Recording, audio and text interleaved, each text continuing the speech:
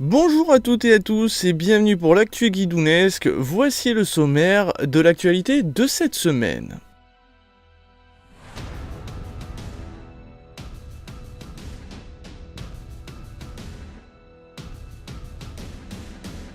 Et on commence malheureusement par de la politique. Ça y est, on connaît enfin le victorieux de ces présidentielles 2017. Ce n'est autre qu'Emmanuel Macron. Je l'avais dit, c'était une certitude qu'il allait gagner. Mais je ne pensais pas qu'il allait gagner grâce à autant de voix. Je pensais plus que c'était grâce au système de barrage. Et je me suis gouré, je m'en excuse, comme quoi il arrive de me tromper. Mais oui, il a gagné avec 66% des voix. C'est juste énorme. Marine Le Pen s'est pris la claque internationale. Et du coup, ça montre bien son objectif de pas vraiment s'occuper dans le dernier débat d'être présidente. Je pense que c'était pas son optique, elle savait qu'elle allait pas gagner.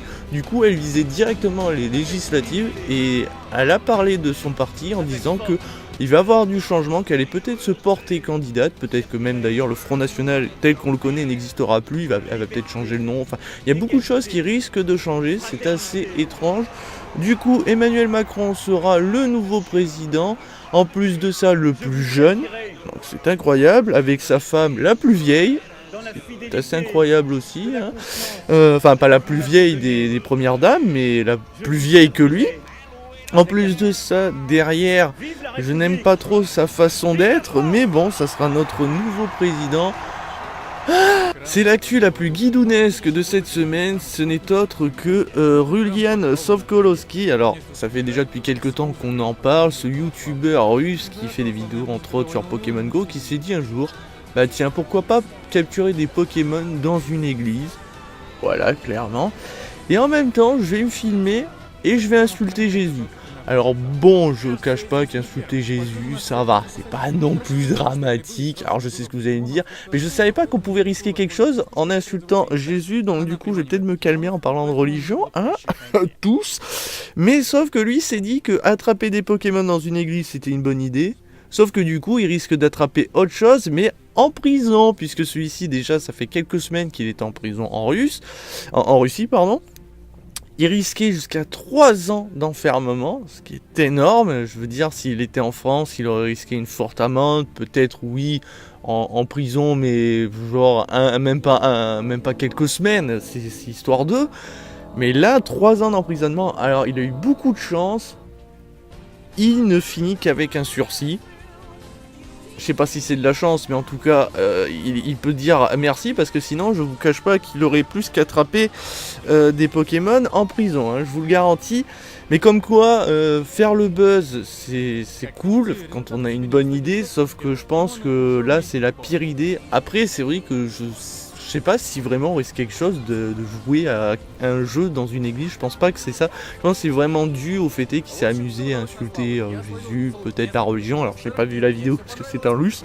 Déjà c'était une connerie en soi d'aller jouer à Pokémon Go dans une église, je vois pas le délire, je vois même pas ce qui peut faire le buzz là-dedans. Enfin si, finalement il a créé le buzz, mais c'était pas dans cette optique-là qu'il faisait les choses. Du coup maintenant, il saura que Pokémon Go ça peut être dangereux.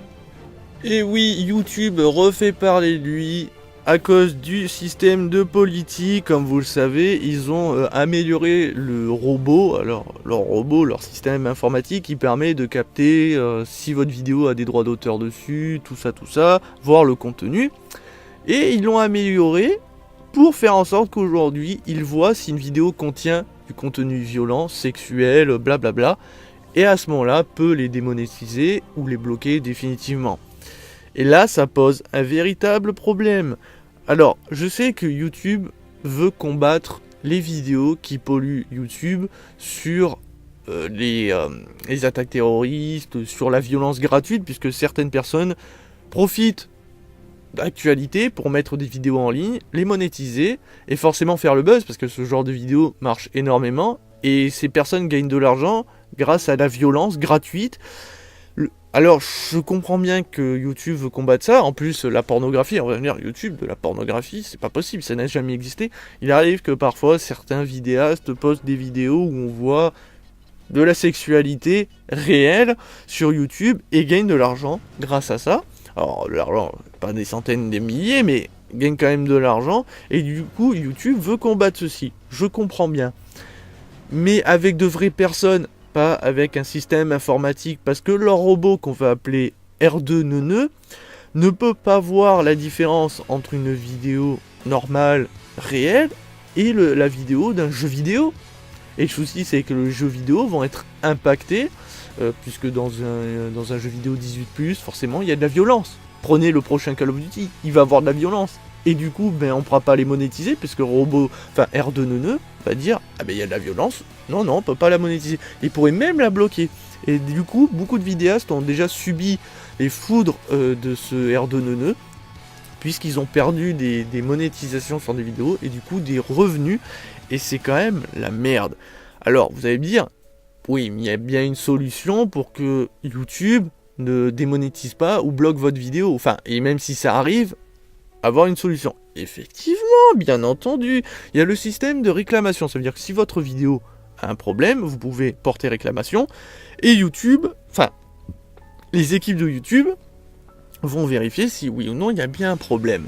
Le souci, c'est qu'il y a des milliers de vidéos qui sont postées par jour, et des milliers, c'est le chiffre très bas que je vous dis, mais c'est bien plus. Donc il y a autant de réclamations qui sont postées par jour. Les équipes de YouTube ne peuvent pas traiter tout le monde en quelques heures, ça prend du temps. Bien sûr, plus vous êtes gros vidéaste, plus vous avez de chances d'être vu en premier, je pense. PewDiePie, lui, le prenne en premier, blablabla. Du coup, comment ça fonctionne vraiment ? Et bien derrière, quand YouTube va voir votre réclamation, les équipes, ils vont vérifier votre vidéo, voir s'il y a un réel problème sur des droits d'auteur ou sur la violence entre autres. Et si pour eux, tout est bon, il la débloque. Imaginons qu'elle était bloquée, il la débloque, donc il la remet en ligne. Mais le souci, c'est que R2Neuneu, là, il va se dire, mais attends, cette vidéo là, je l'ai pas vérifiée. Ben oui, parce que pour lui, c'est comme si elle était nouvelle. Il va la vérifier. Ah mais attends, mais il y a des problèmes. Et du coup, il va la rebloquer. Et ben oui, parce que pour lui, c'est une nouvelle vidéo. Donc du coup, c'est mort. Et donc, vous allez reporter réclamation. YouTube va revérifier, va dire, bah non, il n'y a pas de problème. Il la remet en ligne. R2Neuneu, oh ben attends, mais c'est un truc sans fin. Et oui, parce qu'ils peuvent pas dire à R2Neuneu, non, cette vidéo. Ils pourraient techniquement, mais ça serait trop long, et puis ça serait chiant. Donc du coup, la meilleure solution pour YouTube, ça serait d'utiliser le système de signalisation. Ça veut dire qu'en gros, vous allez voir une vidéo, elle va vous choquer, vous allez la signaler, YouTube va vérifier si oui ou non cette vidéo porte atteinte à certaines choses, et si effectivement c'est le cas, ils font des choses, sinon ils la laissent libre et disent ben non, cette vidéo n'a aucun problème, donc la signalisation ne sert plus à rien. Vous voyez, le système de signalisation, je pense c'est le meilleur, parce qu'au moins ça sera de vraies personnes derrière qui vont vérifier si ces vidéos ont un problème ou non, mais passer par un système informatique, c'est la merde. Donc du coup, YouTube part un peu en cacahuète, mais malheureusement, mais ils en ont un peu rien à foutre, et je rappelle pourquoi. Ils n'ont aucune obligation de monétiser qui que ce soit. À la base, YouTube, c'est une plateforme où les gens peuvent poster gratuitement leurs vidéos s'ils le souhaitent. Voilà, ils peuvent. Après, ils ont amélioré ce système en disant, ben voilà, vous pourrez être monétisé avec un certain nombre de vues, mais ils n'étaient pas obligés de le faire. À aucun moment, ils étaient obligés de le faire. Mais ils l'ont fait parce que ils étaient un petit peu gagnants derrière grâce au système publicitaire, mais ils pouvaient très bien mettre des publicités sur les vidéos gratos sans que personne gueule, parce que c'était une plateforme gratuite à la base, vous pouvez poster n'importe quoi gratuitement. Je le rappelle quand même, donc YouTube fait ce qu'il veut, mais là il baise un petit peu tout le monde, et surtout les gamers, parce que forcément les jeux sans violence, ça existe, mais c'est quand même pas toujours intéressant, et un jeu 18+ risque d'être bloqué ou démonétisé à cause de cette merde. Voilà. Incroyable mais vrai, ça y est, Activision s'est dit, bon le futur dans Call of Duty, ça marche pas trop, on va revenir à nos amours, ça veut dire la Seconde Guerre mondiale. Et oui, donc c'est pour ça que je parlais d'abord de YouTube et de la nouvelle politique, parce que le 3 novembre 2017 sortira le prochain Call of Duty. C'est vrai qu'en même temps, les derniers qui partaient un peu trop dans le futuriste n'ont pas ultra fonctionné. Et c'est un petit peu normal, c'est que les gamers adorent le futur, adorent Star Wars, tout ça. Mais quand c'est en matière d'FPS, généralement, ils ont tendance à aussi préférer plus le réalisme, et du coup préfèrent la Seconde Guerre mondiale. C'est vrai que c'est des jeux qui ont souvent marché, les premiers Call of Duty, les premiers Battlefield, que ça parlait de Première ou Seconde Guerre mondiale, c'était quelque chose qui cartonnait énormément. Et du coup, Activision était obligé de revenir à la Seconde Guerre mondiale au moins pour offrir ce qu'attendait le public. Maintenant, c'est vrai que ce Call of Duty risque d'être extrêmement violent. On l'a vu dans le trailer, on l'a vu dans la bande-annonce, mais on en entend parler. C'est que normalement, ce jeu va traiter aussi de l'Holocauste. C'est quelque chose qui, je crois, jamais été traité dans un jeu vidéo, ou partiellement de très loin. Peut-être que ça a été mentionné, mais là apparemment il y aura peut-être du gameplay, alors peut-être qu'on sera un prisonnier ou je ne sais pas trop, enfin je sais pas trop comment ça va marcher, mais on va voir des images et du coup ça risque de choquer. C'est pas le but, mais forcément tu fais un jeu sur la Seconde Guerre mondiale, tu dois traiter un jour ou l'autre de ce sujet, ça n'a jamais vraiment été fait, donc du coup c'est une bonne idée, à voir comment ils vont le faire. J'espère qu'ils vont pas juste s'en servir pour faire le buzz et faire des ventes, mais l'idée est très intéressante. Du coup, ce Call of Duty intrigue pas mal. À voir, je rappelle que tous ceux qui ont précommandé le jeu auront le droit à une bêta fermée bien avant la sortie du jeu. Il me tarde de voir quand même ce Call of Duty, parce que c'est vrai que la Seconde Guerre mondiale c'est toujours très intéressant, même si bon, pour ma part ça me gonfle. C'est pour ça que j'aimais plus le côté futuriste. Bon, c'est vrai que ça partait un peu trop loin. Il y a au bout d'un moment, bon, stop. Mais voilà. On revient au classique, comme Battlefield, en même temps c'est pour contrecarrer Battlefield, mais DICE a un avantage quand même par rapport à Activision, c'est qu'ils ont deux licences. Ça veut dire qu'ils ont Battlefield, et Battlefield peut très, très clairement rester dans les premières, Seconde Guerre mondiale, tout ça. Et derrière, ils ont Star Wars. Et Star Wars Battlefront, c'est le côté futuriste. C'est ça qu'ils ont. Ils ont le côté futuriste et le côté réaliste, si vous voulez. Alors que Activision, ils peuvent pas faire un Call of Duty futuriste plus un Call of Duty réaliste, porté sur la Seconde Guerre mondiale, entre autres. Donc c'est vrai qu'ils ont un gros avantage DICE. Mais bon, Activision s'est un petit peu réveillé après divers épisodes qui ont de moins en moins marché. Bon, ils ont toujours cartonné quand même, mais c'est vrai que pour le public, ça commençait à sentir le sapin. Et du coup, le 3 novembre, on aura le droit à ce Call of Duty WW2 revenant à la Seconde Guerre mondiale. Très intriguant à voir. Il est temps de parler de la sortie de la semaine en jeu vidéo, et malheureusement il n'y a pas eu grand chose, donc du coup je vais parler d'un jeu qui est déjà sorti, The Little Nightmare. Sorti le 28 avril 2017, développé par Torsian Studio, édité par Bandai Namco Games. On joue Six, prisonnière d'un vaisseau occupé par diverses créatures, aussi horrifiques que grandioses, ce jeu rappelant par sa mécanique des jeux comme Limbo, vous obligeant à jouer à cache-cache pour éviter de mourir de façon atroce. En plus de ça, nous aurons quelques énigmes, rien de bien complexe, mais qui permettront de vous tenir en haleine dans ces décors merveilleux, mais aussi assez glauquifiant. Point faible de ce jeu, il se termine en seulement 5 heures, voire beaucoup moins. Mais sachez que si vous le trouvez en occasion, n'hésitez pas à l'acheter, car ceci est une petite pépite. Et on va clôturer cette actu guidounesque par le spoil d'Alien Covenant, où je vais me permettre de vous raconter l'histoire de Prometheus et d'Alien Covenant pour expliquer ce qui s'y passe, car beaucoup de personnes ont vu le film, beaucoup de personnes ont fait des vidéos, mais apparemment n'ont rien compris. Mais ont rien compris du début jusqu'à la fin. Quand vous regardez Durandal, quand vous regardez l'équipe du grenier qui a fait une critique dessus, pour eux, David a créé les xénomorphes. Non, c'est pas vrai. Pas du tout. En réalité, c'est pas du tout ça. Donc, je vais vous raconter l'histoire de Prometheus et d'Alien Covenant, bien sûr en résumé ultra maxi, pour vous faire comprendre comment ce film nous explique les choses. Bien sûr, c'est peut-être pas ultra bien expliqué.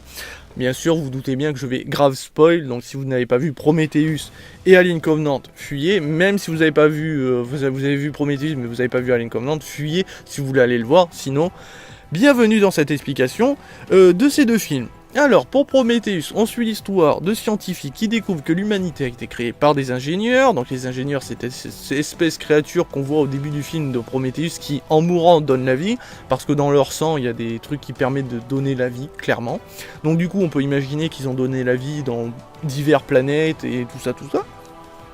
Donc ces scientifiques, grâce à des fonds et une autre équipe, arrivent à atteindre une planète où ils pensent trouver les ingénieurs. En fait, ils ne vont pas trouver les ingénieurs, ils vont trouver un simple vaisseau des ingénieurs qui était caché. En fait, de ce que j'ai compris, c'est que ce vaisseau s'est mis ici, dans une planète totalement désertique, où il n'y a pas d'animaux, enfin, où il devait peut-être avoir des animaux, mais en tout cas, où il n'y avait pas leur peuple, parce que, en fait, ce vaisseau contient une arme totalement destructeur, c'est un truc de malade. En fait, dans les jarres que ces scientifiques vont découvrir et qu'on va découvrir aussi, contient une espèce de liquide noir dont une des fioles coulait déjà avant qu'ils arrivent. Et c'est de là qu'on peut comprendre qu'en fait les ingénieurs ont fait une mauvaise manipulation ou voilà.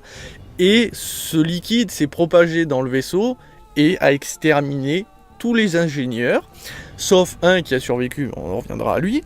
Et du coup, les scientifiques donc découvrent ces jarres, et c'est là qu'on comprend grâce à Alien Covenant, et je vais vous faire d'abord le résumé ici, c'est qu'en fait, ce liquide noir était un virus, clairement, qui peut détruire tout organisme vivant.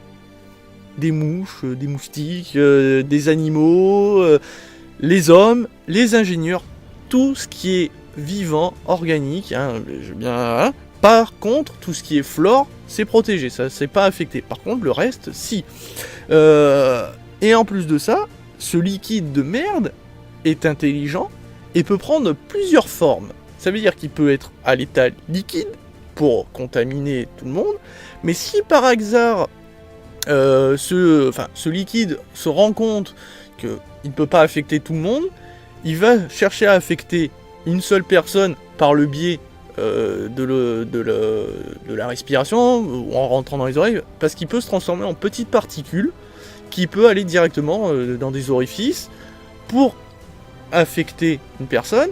De là, ce liquide, alors ce virus, on va appeler ça directement un virus, peut prendre contrôle du corps. On l'a vu avec le barbu, là, l'espèce de punk, en le tordant dans tous les sens, c'est que le virus a pris le contrôle de son cadavre, ou alors le détruire entièrement, en le bouffant, ou en créant quelque chose à l'intérieur, donc les fameux aliens, tout simplement. Mais il peut le faire aussi naturellement, en créant, alors ça, je sais pas trop si c'est possible vraiment ou non, parce que on voit dans une des jarres une espèce de limace. Alors on peut en déduire que peut-être que cette limace a été créée directement par les ingénieurs, ou est-ce que c'est le liquide noir qui a créé depuis un ingénieur une créature et qui s'est faufilé dans la jarre en attendant. C'est pas impossible. La seule chose que je sais, c'est que cette créature est née depuis ce virus. En fait, c'est le virus qui crée tout et n'importe quoi. Ce qu'on découvrira plus tard dans Alien Covenant. Bon bref, je continue à résumer de Prometheus. Donc il arrive tout ce qui arrive, toutes les merdes, tout ça. Elizabeth Shaw et David, étant plus ou moins les deux derniers survivants, découvrent par le biais de l'ingénieur survivant qu'en fait ils avaient pour projet d'envoyer ce vaisseau sur la planète Terre pour balancer ce virus. Et certainement sur d'autres planètes, mais en tout cas ils avaient d'abord pour objectif la Terre, parce qu'ils se disaient qu'on méritait plus de vivre. C'est pas impossible, puisque c'est nos créateurs, ils peuvent très bien tout le monde dire, bon ben on les tue, voilà. D'où la symbolique de David qui a été créé par son père, mais son père ne voit pas en lui, c'est sa créature, sa création si vous voulez, et du coup il en fait ce qu'il veut. Et David veut se venger de son père, mais aussi de l'humanité. Et du coup, c'est la même chose pour Elizabeth Shaw, qui veut se venger des ingénieurs en envoyant le virus directement chez eux. Tout est raccordé. On découvre aussi que l'ingénieur qui va être affecté par le virus, parce que le virus va donner vie à une espèce de poulpe géant très ridicule, parfois, on est d'accord, très ridicule, qui va contaminer l'ingénieur, et l'ingénieur va donner vie à un alien, à un xénomorphe. Alors bien sûr différente de celui qu'on connaît des aliens, mais preuve que c'est bien le virus qui donne vie aux xénomorphes, et non David. Mais on reviendra sur David plus tard. Donc Elizabeth Shaw et David décident d'utiliser le vaisseau des ingénieurs pour partir sur la planète des ingénieurs et exterminer la race des ingénieurs.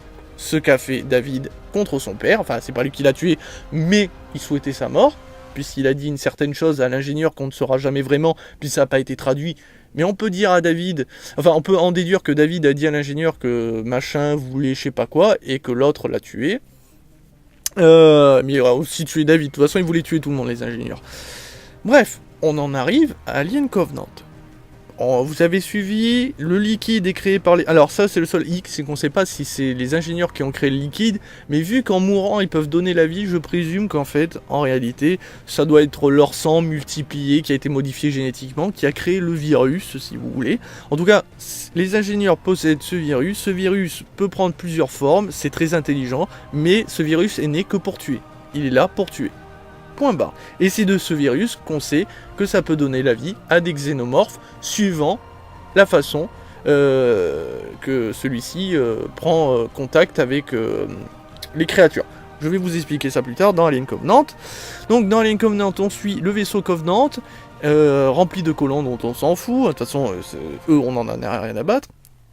Et vont intercepter un message venant de la planète des ingénieurs. De là, ils vont décider d'aller rejoindre cette planète. Eux, ils savent pas que c'est les ingénieurs, ils n'en savent rien, ils connaissent même pas l'histoire d'Elizabeth Shaw et tout ça. La seule chose que nous on sait, en tout cas quoi qu'il arrive, c'est que c'est bien la planète des ingénieurs parce qu'on va nous le montrer très rapidement.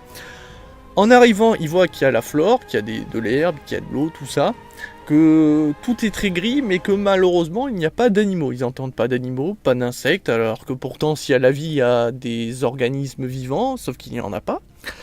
Malheureusement, ils vont être contaminés, enfin 2 personnages vont être contaminés et donner vie à des aliens, enfin en tout cas deux aliens différents, tout blancs, tout rachitiques.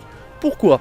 Parce qu'ils ont été contaminés par le virus, mais en l'inhalant, enfin en respirant, soit par l'oreille.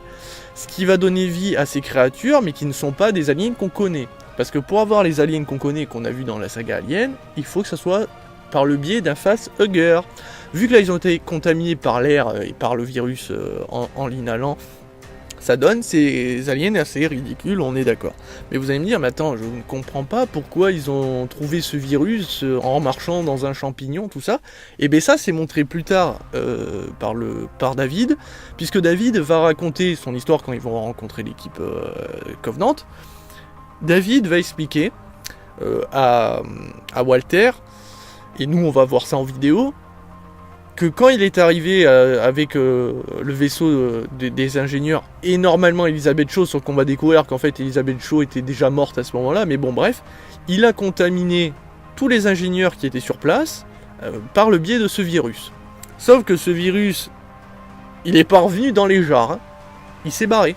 Enfin, il s'est barré, il s'est propagé sur toute la planète, certainement en exterminant toute espèce vivante, hein. C'est pour ça qu'il n'y a certainement pas d'oiseaux, tout ça. C'est parce que c'est le virus, parce que une fois qu'il est lâché, le virus, lui, se propage. Il vit sa vie. Et en même temps, ces particules du virus se sont imprégnées dans la flore, et du coup dans ces fameux champignons. Mais certainement qu'il y en avait dans l'eau, c'est pour ça que l'eau était très noire, parce que certainement qu'il y en avait aussi dans l'eau, mais en tout cas sûr dans les champignons. C'est pour ça que les mecs qui ont touché par inadvertance ces champignons ont été infectés. Sauf que comme je l'ai dit, ce virus est très intelligent et qu'il sait que malheureusement tout le monde ne va pas être affecté par les champignons et voilà, par inadvertance si vous voulez, et bien le virus va donner vie à ces 2 aliens pour exterminer les survivants. Parce qu'il n'a qu'un seul objectif, ce virus, tuer. Point barre. On est d'accord, vous me comprenez déjà mieux.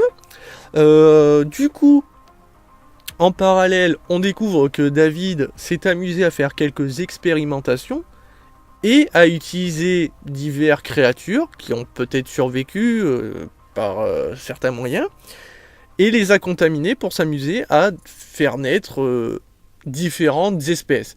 Le souci, c'est que ces espèces, on ne les a jamais vues. Ça veut dire que peut-être que sur la planète, il y a des aliens, partout, mais on ne le sait pas. Vous comprenez où je veux en venir ? Et derrière, on voit que David a réussi à avoir des œufs de facehugger pour donner vie aux aliens que nous connaissons dans la saga Alien classique. Et c'est là où il y a un gros point noir dont je ne suis pas certain. J'ai bien dit que c'est David qui a fait des expérimentations. Encore une fois, il n'a rien créé. Il se sert juste du virus qui peut lui donner vie à n'importe quelle créature suivant les autres et suivant la contamination, je le rappelle. Si c'est par l'air, ça peut donner un tel alien. Si c'est directement injecté par un facehugger, ça donnera un autre alien. Si c'est donné, si ça contamine, si un facehugger contamine un prédateur, ça donne un prédalien, parce que suivant les moyens de contamination, ça donne diverses créatures. C'est ce que David s'est amusé à faire, lui, à s'amuser à expérimenter, mais il ne crée rien. Par contre, les œufs qu'on voit normalement, les œufs de facehugger, ne peuvent être créés que par le biais d'une reine alien. Parce que chaque facehugger donne un mâle, mais ne donne jamais de femelle. En tout cas, dans la saga Alien, c'est expliqué comme ça. Le souci, c'est qu'on n'a jamais su comment une reine existait. Comment elle prenait vie. Elle peut pas prendre vie juste comme ça, c'est genre, oh, une reine. Non. On sait que les humains ont trouvé des reines. Je vous fais la version très courte, très courte. Mais ils ont déjà réussi à trouver une reine alien sur une planète, voilà. Et donc l'utiliser pour créer des œufs de facehugger pour contaminer. Du coup, comment David a ses œufs ? Est-ce que il a réussi à créer une reine ? Pas vraiment à créer une reine, mais est-ce qu'il a réussi, grâce au virus et grâce à ses expérimentations, à donner vie à une reine ? Donc du coup, ma théorie, là par contre c'est une théorie, puisque le film ne répond pas plus aux questions. Malheureusement, la seule chose qu'on sait, c'est que les ingénieurs ont créé le virus crée différentes morts et différentes créatures, suivant la façon de contaminer, et c'est tout. Lui, David, s'est amusé à expérimenter, et du coup je pense, c'est ma pensée, c'est qu'avec le corps d'Elizabeth Shaw, parce qu'Elizabeth Shaw était encore en vie, mais il l'a contaminé, est-ce que par le plus grand des hasards, en contaminant Elizabeth Shaw, il n'a pas donné vie à une reine alien ? Pourquoi je dis ça ?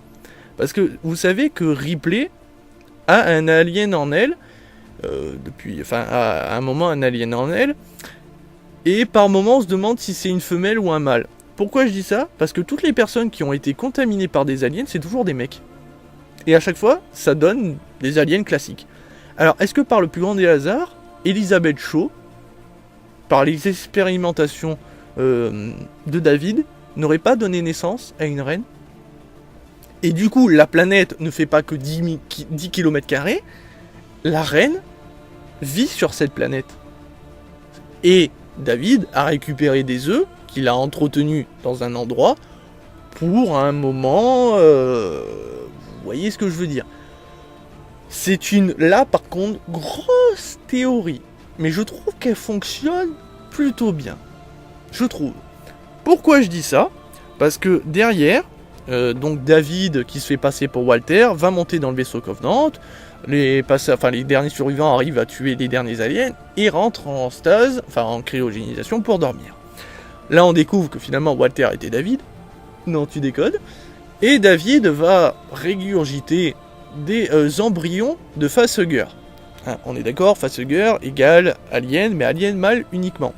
Sauf que là, ils sont dans des embryons. Des embryons qu'on va après normalement injecter.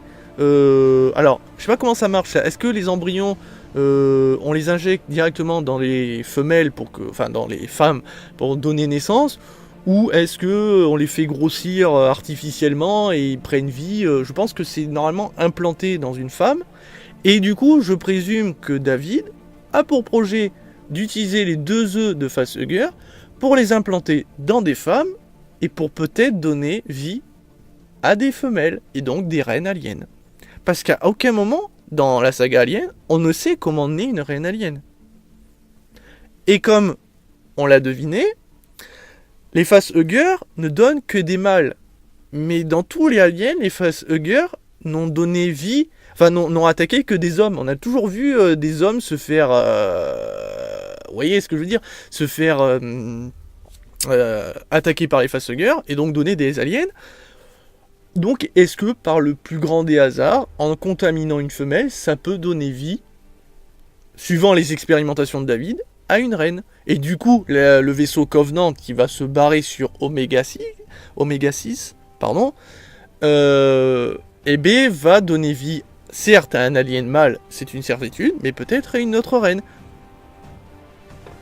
Vous voyez ce que je veux dire? Alors après, ça, là, c'est tout ce que je suis en train de vous dire à la fin. C'est une simple supposition. Rien ne me dit que je dis vrai, mais rien ne me dit que je dis faux. En tout cas, c'est ma déduction personnelle. Par contre, tout ce que je vous ai dit au début, c'est la vérité. C'est comme ça que marche Prometheus et Alien Covenant.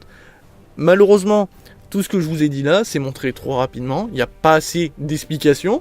Là, le fait est que je déduis que peut-être il y a une reine alien sur la planète n'est qu'une simple déduction et n'est pas fondée. Donc du coup, je peux me tromper, mais je trouve que ça colle bien et que mon idée est farfelue, mais pas totalement déconnant. Parce que je rappelle, encore une fois, que dans la saga Alien, rien n'est expliqué sur ce côté-là, la naissance d'une reine alien, donc je présume, pour ma part, que oui, David a réussi, grâce à ses expérimentations, à donner vie à une reine alien, ou qu'il a compris que peut-être en faisant naître un facehugger directement dans le ventre d'une femme, ça pouvait donner une reine alien.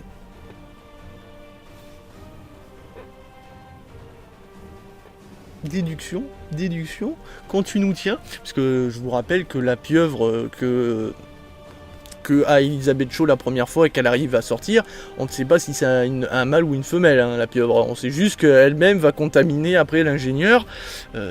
D'ailleurs, c'est quand même assez chelou parce que finalement, elle crée presque un facehugger qui lui-même va créer un alien. Donc, on sait pas trop. En tout cas, il est sûr d'une chose, c'est que ce que je vous ai dit est juste plus ou moins.